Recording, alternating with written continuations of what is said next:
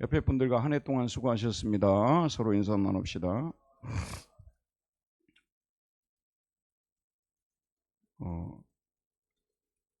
연말이 되면 강철 체력을 가진 사람들이 아니라면 대체로 피로를 많이 느낍니다. 그래서 피로를 풀려고 연말 연초에 여행도 많이 가죠. 하지만 이런 피로는 자신이 하는 일이 원하는 대로 이루어지지 않거나 지지부진할 때도 몰려옵니다. 또한 자신에게 갑자기 닥친 힘든 일로 인하여 그 문제에 너무 골몰하게 될 때 피로감이 더 커질 수도 있습니다. 여러 가지 이유들로 인하여 피로가 누적될 때는 살기가 힘들 정도로 힘들고요. 현재의 현장에서 다른 곳으로 떠나버리고 싶은 마음까지도 들게 됩니다. 우리가 몸담고 있는 교회 생활에서도 때로는 피로가 느껴질 때가 있습니다. 교회는 계속 성장해야 합니다. 제가 성장이 많이 된 상태에서 이 설교를 하면 너무 좋을 텐데 성장이 많이 되지 않은 상태에서 이 설교를 하니 좀 찔리긴 합니다. 교회는 계속 성장해야 합니다. 질적으로든 양적으로든 성장해야 교회는 활기차고 은혜로운 공동체가 됩니다. 그런데 계속 지지부진하고 부흥이 되지 않으면 지도자도 성도들도 모두 피로를 느끼게 됩니다. 정체 상태가 계속되면 성도들도 탈출하고 싶은 생각까지도 들 수 있습니다. 자, 이럴 때 우리는 어떻게 해야 되겠습니까? 지금까지 해오던 모든 일을 내려놓고 그냥 가만히 쉬기만 해야 할까요? 될 대로 되라고 말하고 그저 운명에만 맡겨야 할까요? 안 됩니다. 적어도 우리가 하나님 나라의 건설이라는 거룩한 목적을 가지고 달려왔다면 우리는 비록 피곤하지만 계속 추격해야 합니다. 우리가 세웠던 목표를 향하여 계속 달려가야 합니다. 사도 바울은 말합니다. 뒤의 것은 잊어버리고 앞에 있는 것을 잡으려고 푯대를 향하여 달려가노라. 저와 여러분도 이런 사람들이 되기를 바랍니다. 오늘 우리가 읽은 본문은 이스라엘과 미디안의 전쟁을 기록한 내용입니다.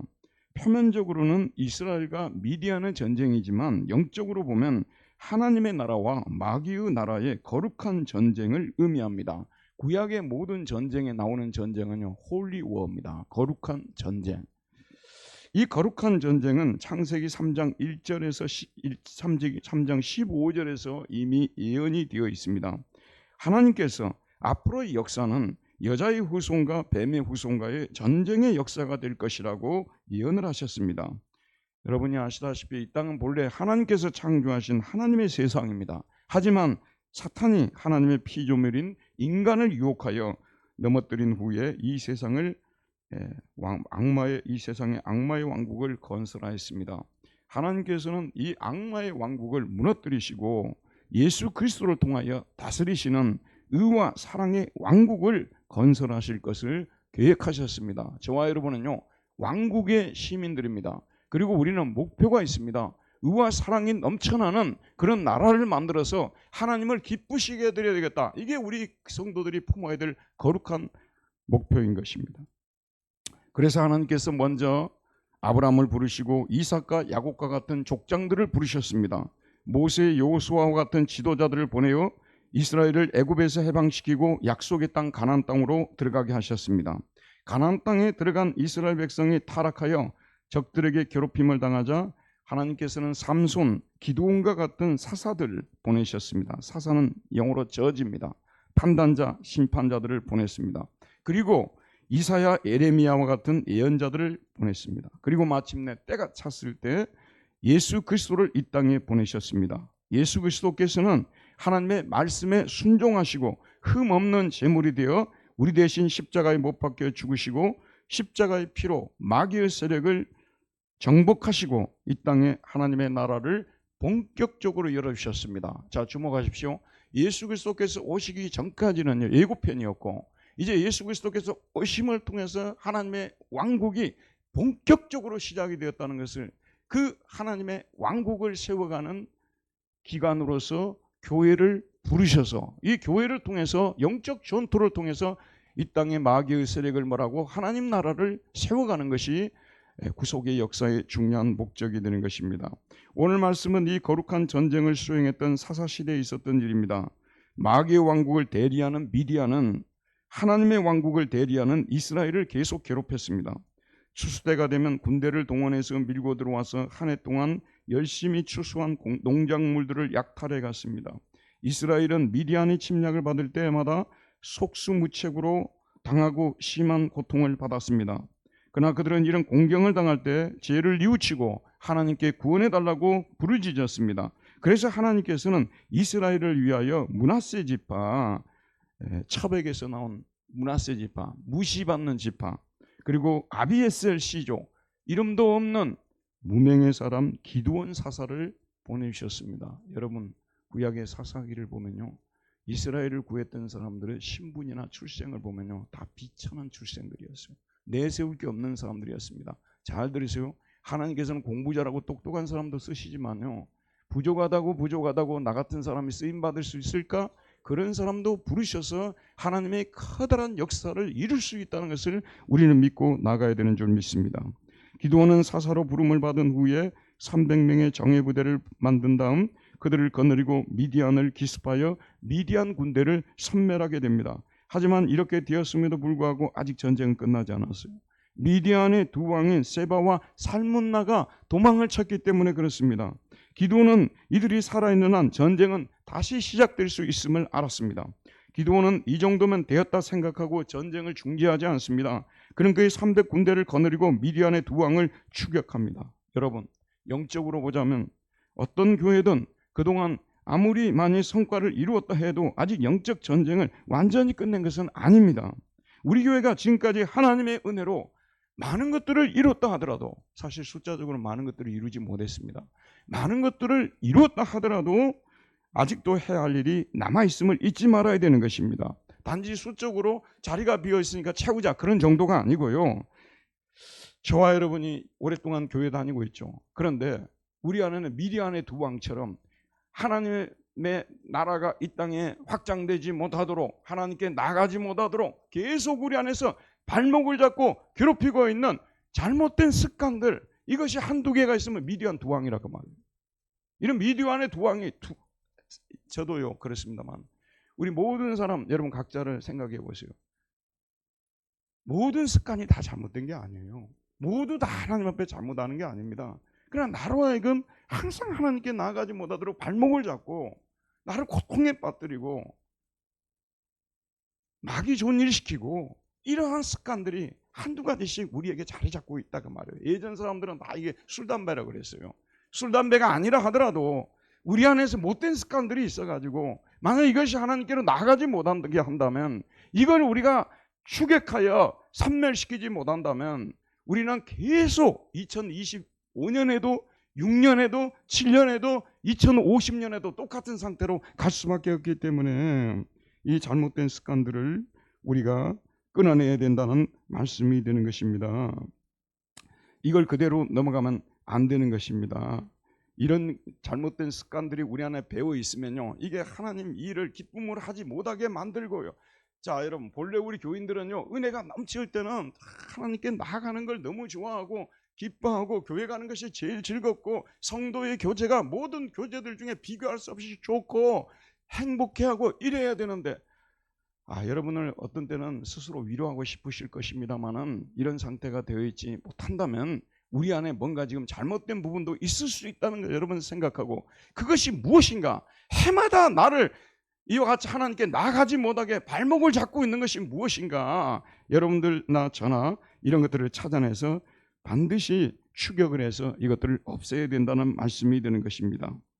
우리가 하나님의 일을 본격적으로 해나가려 할 때, 자, 여러분, 모든 사람이 다 이렇게, 예컨대 기드온이 지금 이제 이 추격을 했고 미디안의 두 왕을 이게 죽여서 없애야 합니다. 그래야 깃볼 이 샬롬, 커다란 평화가 우리에게 임합니다. 이렇게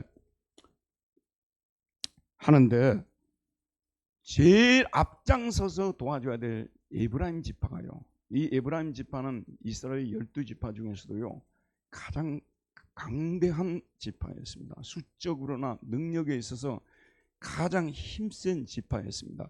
그런데 갑자기 지금 추격을 하고 속히 가서 지금 두 왕을 잡아야 되는데, 그래야 평화의 시대가 열리는데 딱 앞을 가로막는 사람들이 나타났는데, 바로 그 사람들이 누구냐면 에브라임 지파입니다. 오늘 8장 1절 한번 보도록 할게요. 에브라임 사람들이 기드온에게 이르되 네가 미디안과 싸우러 갈 때 우리를 부르지 아니하였으니 우리를 이같이 대접하면 어찌 됨이냐고 그와 크게 다투는지라. 에브라임 지파는요, 아마도 기드온이 싸우러 가자고 했을 것입니다. 그러나 그들은, 여러분 저를 보세요. 이 지금 사사기를 볼 때요, 이스라엘 백성들이 하나님을 믿는 백성들임에도 불구하고 기드온의 천한 신분 때문에요, 그가 하는 일에 결코 협조하지 않는 이 모습을 볼 수가 있어요.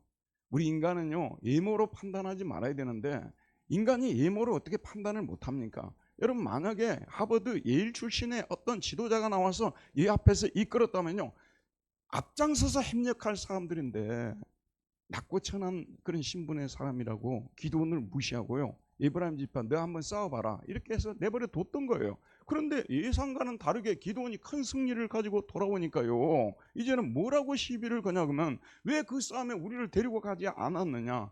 결국 그렇게 한 이유가 뭔지 이게 질문하는 거예요. 네가 우리가 가서 싸우면 공로가 영광이 우리에게 돌아올까 봐서 너가 다 차지해야 되는데 우리에게 찾아올까 봐서 너 우리 안 데리고 간 거 아니냐?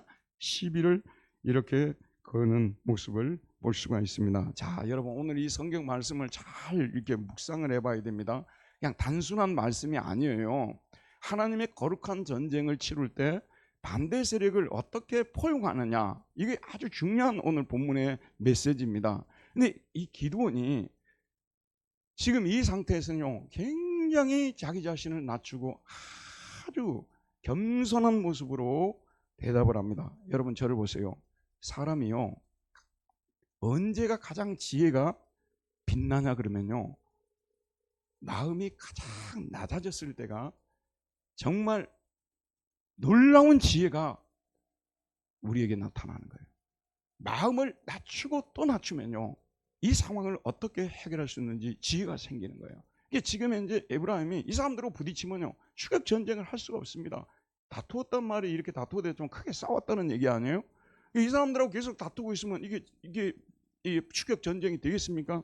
그래서 기드온이 유명한 대답을 합니다. 정말 지혜롭게 대답을 하는데요, 그것이 바로 2절입니다. 2절과 3절 우리 큰 소리로 한번 읽어보도록 합시다. 시작. 기드온이 그들에게 이르되 내가 이제 행한 일이 너희가 한 것에 비교되겠느냐? 에브라임의 끝물 포도가 아비에셀의 만물 포도보다 낫지 아니하냐? 하나님이 미디안의 방백 오렙과 스웹을 너희 손에 넘겨주셨으니 내가 한 일이 어찌 능히 너희가 한 것에 비교되겠느냐 하니라. 기드온이 이 말을 하며 그때 그들의 노여움이 풀리니라. 포도 농사를 하게 되면요, 만물이라고 하죠. 제일 먼저 수확한 것이 제일 맛있다고 말해요. 그럼 제일 늦게, 우리식으로 찌끄레기라고 하잖아요. 이게 제일 맛없는 거 아니에요. 그러니까 자기는 지금 현재 뭐라고 얘기를 하냐면 이 에브라임의 끝물 포도가, 제일 맛없는 포도가 아비에셀에, 이게 자기 집안이거든요. 아비에셀 집안의 만물 포도보다, 처음 생산한 포도보다 낫지 아니하냐, 이렇게 하면서 이 사람들을 축켜 올리는 이 기드온의 지혜를 보게 됩니다. 3절에 보면 하나님이 미디안의 방백 오렙과 스웹을 너희 손에 넘겨주셨으니 내가 한 일이 어찌 능히 너희가 한 것에 비교되겠느냐. 나는 일반 병사들 좀 이렇게 쳐부쉈다. 하지만 너희들은 그 중에 아주 지휘관들, 이 스웹과 오렙을 너희들은 이 물리친 사람들이 아니야. 그러니까 여러분들이 저보다 더 큰 일을 했습니다 하고, 성령의 지혜예요. 성령의 지혜.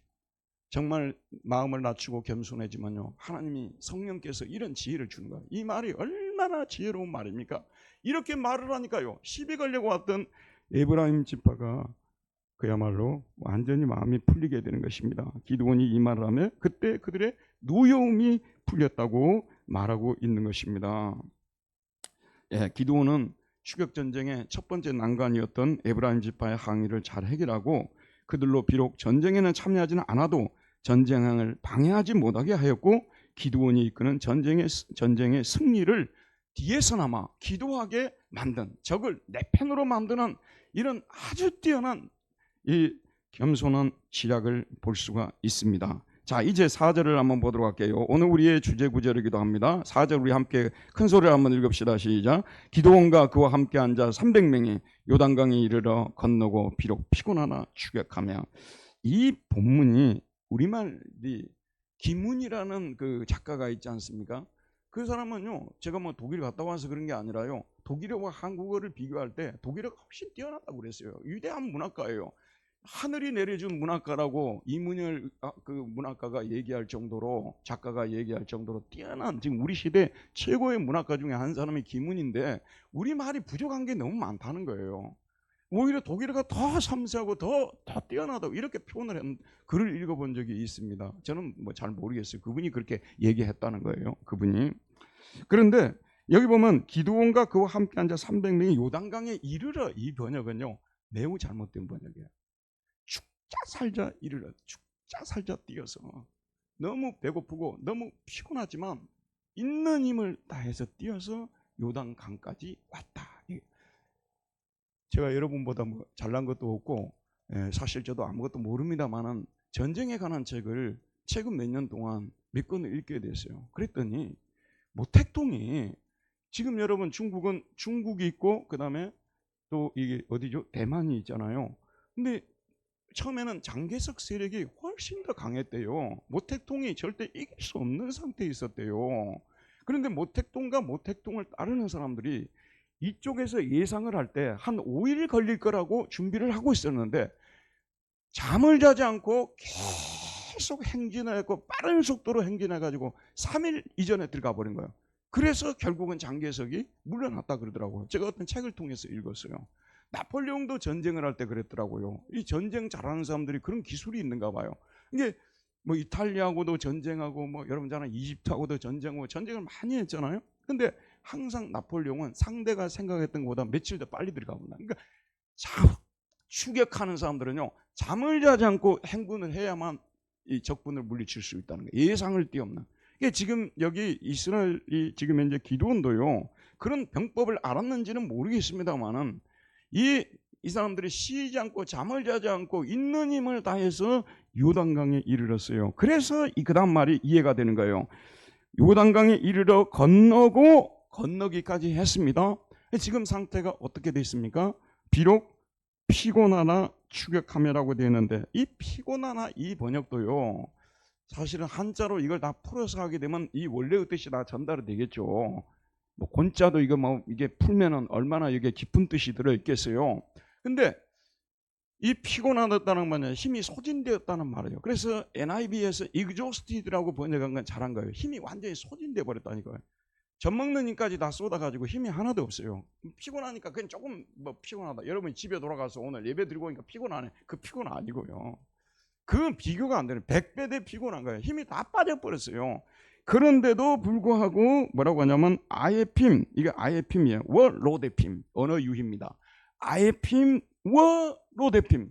하지만 추격을 계속하고, 그런 뜻입니다. 피곤할 대로 피곤해 지쳐 있지만 그래도 추격을 계속했다. 그래서 영어 성경에서는 at keeping up the pursuit라고 번역을 했습니다. 하지만 keeping up이에요. 분사형이죠. keep up을 하는 거예요. 계속 pursuit, 추격을 계속했다. 얼마나 피곤했습니까? 완전히 전투를 이미 한번 치른 상태 아니에요? 근데 요단강까지 힘없이 달려왔습니다. 먹을 시간이 없이 달려오게 된 거 아니겠어요? 그렇게 피곤했지만 그럼에도 불구하고 추격을 늦추지 않았다. 계속했다. 이것이 바로 오늘 우리 본문이 우리에게 말해주는 의미인 것입니다. 여러분, 기드온과 300군대의 이 모습은 우리에게 큰 교훈을 줍니다. 사실 저나 여러분이나요, 우리는 어느 정도의 성과를 내게 되면 만족하려는 그런 모습들이 있어요. 뭐 이 정도 성과를 냈으니 잘한 거 아니냐, 다른 사람들에 비하면 잘한 것이 아니냐, 이 정도 했으면 됐지 뭐, 이렇게 하면서 만족하려고 했는데, 전쟁을 잘하는 사람들의 지금까지 몽고의 징기스칸이라든지 노마의 시즈라든지 이런 사람들은요, 제가 볼 때는 그래요. 아니 그 정도 영토를 차지했으면 뭐 그 정도 전쟁 끝내도 될 거 아니야. 나폴레옹도 그러고요. 끝이 없어요, 이 사람들이요.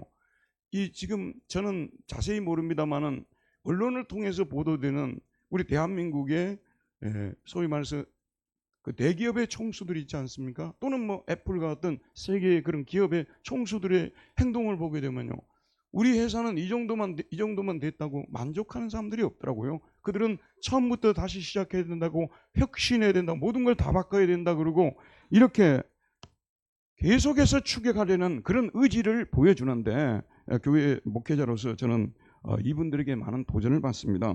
우리 교인들도 기도원과 300군데의 정신을 본받아야 됩니다. 우리 개개인도 마찬가지예요. 저는 우리 한국이요, 가끔씩 제가 말씀드립니다만 우리 한국에는 좀 잘못된 문화가 정착되어 있어요. 그게 뭐냐면 어느 정도 대학을 졸업하고 대학원을 졸업하고 뭐 석박사하고 그렇게 되면 자기 공부가 끝난 줄 알아요. 사실 그런 분들이 되게 많아요. 직장 생활이라든지 너무 힘들어서 계속 공부를 못하는 사람도 있습니다만 모든 분야가 다 그렇습니다. 일본은 20몇 명이 지금 노벨상이 나왔잖아요. 근데 우리나라는 지금 과학 분야에서는 한 명도 나오지 않은 걸로 알고 있거든요. 왜 그러냐 그러면 이 사람들은 처음 시작해서 죽을 때까지 어떤 분야를 연구하는 거예요. 이번에 노벨 물리학상, 화학상에도 일본 사람 3사람 들어있다는 거 여러분 보셨죠? 이게 뭐냐 그러면 이 사람들의 정신세계는 아직도 시작이라는 거예요. 계속 추격을 해야 된다고, 계속 노력을 해야 된다고 보는데 모든 분야가 다 그런데요. 우리 분야도 그렇습니다. 저는 페이스북을 하는데 누가 저하고 친구 맺자 그러면요, 잘 안 끊습니다. 웬만해서는 안 끊습니다. 그런데 아니 어떤 젊은 목회자가 자기는 더 이상 책을 읽을 필요가 없어서 더 이상 책을 안 읽는다는 거예요. 시집이나 읽고 그런다는 거예요. 와, 저는 그 얘기를 듣고 충격을 받았습니다. 그래서 제가 그 사람 끊어버렸어요. 왜냐하면 그런 생각을, 젊은 사람이 그런 생각을 가진다는 것은 엄청나 교만한 거거든요. 죽을 때까지 노력해도 부족한데 죽을 때까지 우리는 우리가 하는 일에서 추격을 멈추지 말아야 되는 것입니다. 교회도 마찬가지겠죠. 이 정도면 됐다. 하지만 우리는요, 숫자적으로도 우리가 이 정도면 됐다고 만족하지 말아야 되겠지만 우리가 또 성숙적인 면에서도, 성숙의 면에서도 우리는 계속해서 아직도 우리가 성화가 이루어지지 않았고 이루어져야 될 성화의 모습이 너무 많다고 생각하고 항상 자신을 쳐서 굴복시키고 표대를 향해서 달려가는 그런 모습을 보여줘야 되는데, 작년에 내가, 아니면 몇 년 전에 성경을 얼마나 많이 읽은 줄 아느냐고, 나도 성경 공부 참여해봤다고, 나도 교회 일 열심히 해봤다고. 여러분, 그것이 했던 것이 잘못된 게 아니라요, 거기에서 멈추면 안 된다는 것입니다. 다시 시작하는 용기가 정말 필요하고, 그게 모든 사람이 아는 게 아니에요. 그게 참 은혜스럽고 좋은 것입니다. 저희 교회 장로님 지금 시무 장로님 4분이 계시는데 이분들이 다 수요 성경 공부에 나옵니다. 저는 참 은혜가 돼요. 이 뭐 그 정도 성경 공부했으면 안 나와도 되실 분들인데도 항상 앞자리에 나와서 열심히 성경 공부를 하고, 그게 뭐냐면 항상 배웠지만, 이미 알고 있지만 더 배워야겠다는 이 겸손한 모습이 은혜가 된다, 그 말입니다. 우리 교인들은요, 밖에 나가게 되면, 자 여러분 보세요, 예수님을 바라볼 때 사람들이 에케 호모라고 했어요. 이 사람을 보라. 저와 여러분은요, 분명히 사람들 속에 있을 때 궁계 일학은 못되다 하더라도 사람들이 볼 때 이 사람들은 우리가 좀 다른 사람이고 매일 자기를 쳐서 굴복시키고 좀 더 거룩해지려고 노력하는 사람이라는 모습을 보여주는 것이 이 세대에 우리가 이 사람, 세상 사람들을 움직일 수 있는 힘이지 않느냐, 그런 생각이 드는 것입니다. 또 우리가 교회 안에는 조금만 도와주게 되면요, 이 기도원과 같이 크게 될 인물들도 있어요. 지금 우리 중고등학생들, 우리 청년대학부 학생들 중에서도요, 우리가 조금만 더 신경을 써주고 도와주게 되면 앞으로 우리 한국 교회를 구하고 이 나라를 구할 수 있는 굉장한 사람들도 나올 수 있기 때문에 주일학교 교육에 또 우리가 최선을 다하고 해야 할 일이 많다는 것입니다. 모든 것이 다 끝나지 않았어요. 2005년을 돌이켜봅시다. 사실 저희 교회는요, 저도 들은 바가 있습니다만 좀 중대형 교회들도요, 사실 교회에 헌신하는 분들은 그리 많지가 않대요. 한 20% 헌신해도 상당히 많이 헌신하는 거래요. 예를 들어 10,000명이 모이는데 2,000명 헌신하면 굉장히 많이 하는 거 맞죠. 그런데 저희 교회는 숫자적으로는 아주 적은 교회입니다만은 제가 볼 때는 90% 이상이 교회 안에서 이 모양 저 모양으로 헌신하고 있거든요. 다 이거 하나님께서 참 기뻐한다고 생각해요. 그 예배 한번 나간다고 해서, 예배 안 나간다고 해서 뭐 더 좋은 신앙인이고 덜 좋은 신앙인이 아니에요. 여러분에게 누차 제가 말씀드립니다만은 우리가 예배 시간에 자꾸 이렇게 먼저 나와서 앞자리에 앉아 있고, 이게 왜 중요하냐 그러면요, 처음 교회를 방문했는데 아니 이 교회는 교인이 몇 명이라고 하는데 왜 그렇게 드문드문 앉아있는가? 이렇게 되면 이 교회 다니겠습니까? 먼저 나와 있는 사람들이 내가 아무 하는 일이 없어도 예배 시간에 나와서 출석해 주는 것만도 이거 굉장히 큰 주의 일입니다. 주일날 빠지지 않고 나오는 이것이 얼마나 큰 일을 하고 있는지 모르는 것입니다. 자, 우리 옆에 분들과 당신 오늘 나왔으니 큰 일 하고 계십니다. 인사 한번 하도록 합시다. 예. 이게 사실 이제 여러분 직장인들이 아침에 특별히 남자들 같은 경우요 일어나가지고 새벽에 못 나와요. 어떻게 나옵니까? 그럼 하루 종일 못 해요. 금요일 날도 나오려고 하는데 이러저런 뭐 또 일들이 있고 또 못 나올 수도 있죠. 그러나 주일이라도 이렇게 나와서 예배 드리고 또 우리 교인들은 이렇게 뭐 설거지 한다든지 봉사한다든지 빠지는 사람이 없어요. 거의 다 지금 우리 교회는 참여하고 봉사하는데 하나님께서 얼마나 기뻐하시는지 모르겠어요. 저는 하나님 참 기뻐한다고 생각합니다. 하지만 우리는 여기에서 그치지 말아야 된다는 것이요. 더 좋은 교회를 이루기 위해서 우리가 숫자적으로도 좀 더 많이 모여야 되고요. 또 우리가 영적으로도 좀 더 성숙한 교회가 되어야 하는 이 두 가지 과제를 우리가 가지고 있으니까 우리는 여기서 피곤하지만 추격을 계속해야 된다는 말씀이 되는 것입니다. 이제 한 단계 더 나가보도록 합시다. 사람이 가장 조심해야 될 때가 언제인 줄 아십니까? 가장 조심해야 될 때가요, 내가 의로운 일을 한다고 생각할 때예요. 내가 의로운 일을 하는데 내 주변 사람들이 나를 따라주지 않으면요, 내 안에서 불이 올라옵니다. 이게 무슨 불이라고 하죠? 찬물이 올라오고 또 분이 올라와요. 이게 무슨 분이에요? 의분이, 의로운 분노가 올라오는 거예요. 아, 나는 참 이렇게 예배도 열심히 참여하고 헌금생활도 열심히 하고 교회 봉사도 열심히 하는데 아니 지금은 이제 내 주변에 있는 사람은 왜 저렇게 할까? 한 의분이 막 끓어오르는 것입니다. 의분이 일어나면요, 자신의 일에 협력해 줄 수 있는 사람들을 원수로 만들 수 있는 위험성이 따른다는 것을 잊지 말아야 합니다. 기도는 지금까지 흠잡을 수 없을 정도로 잘해왔습니다. 여호와의 사자가 자신을 부를 때 그 사자에게 자신이 하나님께 사사로 부름을 받았다면 표적을 보여달라고 요청합니다. 왜냐하면 이스라엘에 잘난 사람도 너무 많은데 어떻게 나 같은 사람을 부르냐는 거예요. 나 같은 사람을 부르셨다는 확고한 표적을 줘야 내가 지도자 노릇을 할 것 아니냐. 표적을 구했어요. 표적을 주었습니다. 힘을 얻었습니다. 그리고요, 자기 마을 사람들이나 자기 아버지 반대를 무릅쓰고 아버지 집에 있는 우상을 때려 부수는 용기를 보여주었습니다. 지도자로서의 용기를 보여주었죠. 그 다음에 하나님께서 여호와의 전쟁은 숫자에 달려있지 않으니 겁먹은 사람들은 다 돌아가도록 명령할 정도로 담대하였습니다. 그리고 마지막 남은 300명을 데리고 미디안 진영을 습격하여 큰 승리를 얻게 됩니다. 미디안의 두 왕을 추격하는 시점에서 에브라임 지파가 나타나 그를 위험에 빠뜨렸을 때도 그는 겸손한 말로 지혜로 그들을 자신의 편으로 만듭니다. 근데 지금 문제가 발생해요. 자, 여러분 잘 보셔야 됩니다. 어떤 문제가 발생하는지 볼게요. 300군데가 아까도 말했지만 밤새 먹지도 못하고 달려왔으니 얼마나 피곤했겠습니까? 이제는 무조건 음식을 먹어야 됩니다.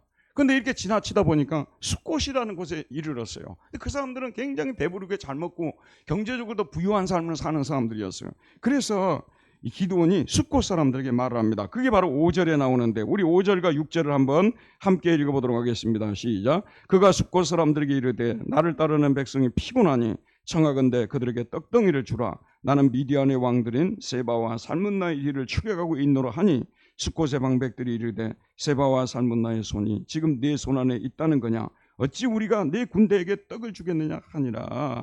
자, 그 다음에 이제 분우엘 사람들에게 갔어요. 8절 9절 마지막으로 한 번만 읽읍시다. 거기서 분우엘로 올라가서 그들에게도 그같이 구한즉 분우엘 사람들의 대답도 숫곳 사람들의 대답과 같은지라. 기드온이 또 분우엘 사람들에게 말하 이르되 내가 평안히 돌아올 때 이 망대를 헐리라 하니. 여기 보세요. 여기 보면 숫곳 사람들이나요 분우엘 사람들이 공통적인 생각이 뭐냐면요, 너는 낮고 천한 자 아니냐 그 말이에요. 너가 어쩌다가 이 미디안 전쟁에 가서 소위 말해서 병사들 몇 명 좀 죽였다고 해서 너가 지금 세바와 살문나까지도 잡을 수 있는 사람이라고 생각하냐? 사람이요, 한번 선입견을 가지면 그 선입견에서 탈출하기 어렵습니다. 낮고 천한.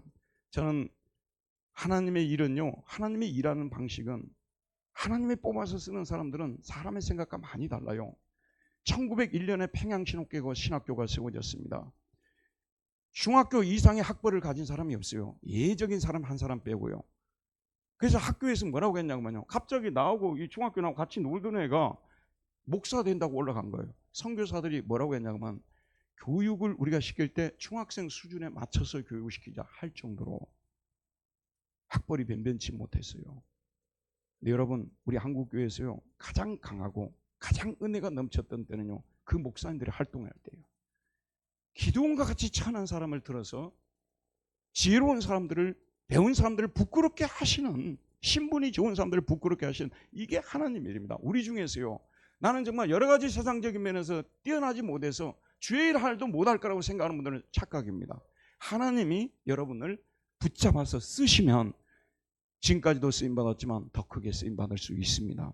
기도원이 이 변변치 못한 사람이 어쩌다가 전쟁 한번 승리했는데 우리 어떻게 이 사람 믿고 이 음식을 내놓을 수 있냐고 말하고, 군사가 지금 300명이잖아요. 그것도 소위 말해서 배가 고플 대로 고픈 사람 300명, 음식이 얼마나 많았겠어요. 될 수 없다는 거예요. 그래서 거절했습니다. 분유엘 사람들한테도 가니까 똑같이 거절했습니다. 자, 그런데 여기서 참 중요한 말이 나옵니다. 여기 보면 이렇게 얘기를 하니까 기드온이 이르되, 그러면 여호와께서 세바와 살문나를 내 손에 넘겨주신 후에 내가 들어가서 찔레와 너희 살을 찢으리라. 분유엘 사람들한테 똑같이 얘기해요. 이는 이로 갚아주겠다는 얘기 아니겠어요? 너희들이 이렇게 악하게 나오니까 나도 악하게 징벌해 주겠다. 여기에서 저는 기드온의 태도가 잘못됐다고 생각을 합니다. 지금 이 상황에서는요, 이 자기 백성을 원수로 만들어서 안 되고 협력자로 만들어야 되잖아요. 에브라임 지파에게는 잘했어요. 스콧 사람들과 분유엘 사람들에게 설득을 했었어야 된다 그 말이요. 스콧 사람들이요, 분유엘 사람들이요. 제가 미디안 전쟁에서 이기게 된 것은 이 전쟁이 여호와 하나님께서 친히 벌이시는 거룩한 전쟁이기 때문입니다. 우리가 승리하게 된 것도 여호와 하나님께서 도와주셨기 때문입니다. 이스라엘 전역에 흩어져 있는 백성들의 간절한 기도가 있었기 때문에 승리한 것입니다. 여러분도 그들 중에 한 분들입니다. 하지만 이 전쟁은 아직 끝나지 않았습니다. 아직 미디안의 두 왕이 살아있기 때문입니다. 그들을 추격하여 없애야 전쟁이 끝나고 이스라엘의 깃볼 샬롬, 커다란 샬롬이 임할 수 있습니다. 그러니 기드온의 영광을 위한 전쟁이라고 생각하지 마시고 하나님의 영광을 위한 전쟁이라고 생각하시고 마음을 푸시고 마음을 여시고 우리에게 음식을 주셔서 먹게 하시고 전쟁을 감당하게 하여 주옵소서. 이렇게 간청하는, 낮은 자세로 간청하는 모습을 보여야 되는데, 기드온이 사람이요, 성공하기는 쉬워도요, 성공하는 자리에서 내려오는 것은요, 순식간입니다. 저는 이 본문을 보면서요, 기드온이 시간도 얼마 지나지 않았는데 이렇게 참 안타까운 모습을 보여주고 있어서 너무 실망스러운 것입니다. 여호와의 전쟁에 지금 협력자로 만들어야 될 사람들을 원수들로 만들어버렸으니까요. 사실 여러분, 우리 인간의 본성이라는 것이요, 가끔가다 여러분 정치인들 보면서 저 사람 전에는 저를 안 했는데 왜 저렇게 됐을까? 목사님들 보면서 저분 원래 저러지 않은 분인데 왜 저렇게 됐을까? 순간이에요. 정말 순간입니다. 기드온이요, 이후에 어떻게 된지 아세요? 전쟁에서 승리하고 난 다음에요, 백성들로부터 모두 금골이라든지 이걸 다 내게 가지고 에봇 우상을 만듭니다. 원래 에봇은 뭐냐면 제사장이 점칠 때 이게 입고 있는 것을 에봇이라고 하잖아요. 그 에봇을 만들어 가지고 이제 이 에봇이 바로 당신들을 인도할 것이라고 한 걸 좋아요. 근데 이 에봇을 어디에 두냐면 자기 집에다 두었어요. 그 사람들이 자기 집을 무시하지 못하고 소위 말해서 자기 집안 사람들한테 계속 잘하도록 하기 위해서 자기 집에 두는 이 꼼수를 버리게 되는데, 이후에 기드온의 집안이요, 비참하게 끝나는데 저는 이미 이때부터 시작이 됐어요. 아까 지금 에브라임 지파 만날 때까지만 해도 아무로 겸손하고 지혜로운 사람이었어요. 영적인 사람이었어요. 그 순간인데 얼마 안 가서 이 지금 이쪽 숫곳 사람들, 분유엘 사람들을 만날 때는요, 그러지 마시라고, 이 전쟁은 나의 전쟁이 아니고 여호와의 전쟁입니다. 힘을 내십시오. 여러분, 지금 저와 여러분들이 이 교회에 모여가지고 이런 일 저런 일, 저는 말씀을 선포하고 찬양대에서는 찬양을 또 하고 부엌에서는 또 식사 준비를 하고 안내를 하고 막 여러 가지 하지 않습니까? 여러분이 정신을 바짝 차려야 돼요. 이거는 우리 어떤 기업체를 운영하는 게 아닙니다. 이거는 여호와 하나님의 전쟁에 참여하는 것이고 여호와 하나님의 나라가 이루어지도록 하기 위해서 우리가 받은 바 은사대로 봉사하고 섬기고 있는 줄 믿습니다. 잊지 말아야 됩니다, 여러분. 그냥 우리 교회 좋은 교회 만들려고도 아닙니다. 이 땅에 하나님의 나라가 이루어지도록 하기 위해서 내가 부름받은 사람이라고 자각하고 헌신해야 되겠다. 이 헌신의 대열에 한 사람도 예외적으로 이게 밀려나는 사람이 있어서는 안 돼요, 여러분. 배제시키는 사람 있어도 안 됩니다. 모든 사람이 이 참여해서 이 여호와의 전쟁을 치루어야 된다는 말씀이 되는 것입니다. 가장 강한 군대가 어떤 군대겠어요? 저는 나폴레옹에 대해서 얘기를 하니까 읽은 것이 그거밖에 없어서 자꾸 그 얘기하는 거예요. 한 10번 이야기한 것 같은데 거기 읽어보면 나폴레옹이 순찰을 나가잖아요. 나폴레옹이 순찰을 나가게 되면 병사들도 나폴레옹은 너무나 좋아했어요. 그리고 나폴레옹의 한 말에 대해서 시비를 거는 사람들이 없었어요. 이제 갓 군대에 들어온 그런 병사들도요, 나폴레옹 한 얘기를 그대로 따랐어요. 어떤 교회가 좋은 교회겠어요? 저는 모든 교회가 함께 주의 일을 하는 교회가 좋은 교회라고 생각합니다. 특출난 몇 사람만 일하는 교회는 좋은 교회 결코 아니에요. 여기 우리 교회 등록한 지 얼마 되지 않은 분들도 함께 일하는 교회가 좋은 교회입니다. 제가 이 베를린에서 사역을 할 때요, 저는 주로 학생들이 많이 모이는 교회를, 우리 오다 보니까 제가 학생 사역을 참 잘하는 사람인데 제가 요즘은 학생 사역에 그냥 손을 떼고 있는데 거의 학생들이 모이는 교회였어요. 근데 이 학생들이 모이는 교회였는데 먼저 온 학생들이 딱 그렇게 밥을 딱 먹지 않습니까? 그러면 설거지하러 부엌으로 바로 들어갑니다. 그러니까 새로 방금 왔던 그 처음 왔던 성도들도요, 함께 따라가서 설거지를 하는 거예요. 그걸로 많이 유명했어요. 이 애도 유명한 게 많지만 더 이상 자랑하지 않겠습니다. 그런데 이런 교회가 좋은 교회가 아니겠습니까? 소위 말해서 목회자부터 시작해서 새로 등록한 성도까지 다 이렇게 교회에 봉사하고 섬기고, 저는 그런 교회가 좋은 교회지, 너는 일도 못하니까, 너는 일할 자격이 없으니까 빠지라고, 그래서 우리 잘하는 사람께 한다고, 좋은 교회가 아니라고 저는 생각합니다.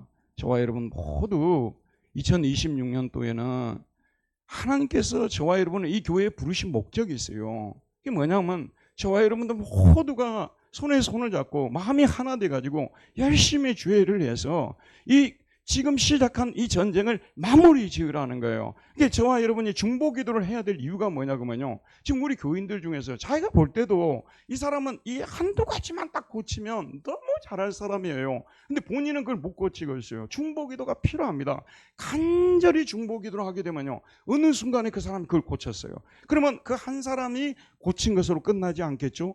주변의 사람들에게 영향을 주게 되는 것이고 간증을 하면서 영향을 주게 되는 것이고 우리 모두가 함께 거룩한 삶으로 나아가게 되기 때문에 얼마나 은혜가 되고 좋겠습니까? 기드온 전쟁을 보게 되면요, 추격 전쟁을 벌이게 될 때 반대하는 사람들, 막아서는 사람들을 설득해서 여호와의 전쟁에 참여하자고 만들고 나가는 이런 부분은 우리가 본받아야 되고요, 너네들이 그렇게 악하게 나가니까 나도 악하게 나가겠다고 배제시키는 이런 부분은 우리가 또한 교훈으로 삼아서 이제 2026년 저희 교회가 2025년 상당히 침체된 기간이었다고 생각하고요, 이 부분에서는 제가 제일 큰 책임을 가지고 있습니다.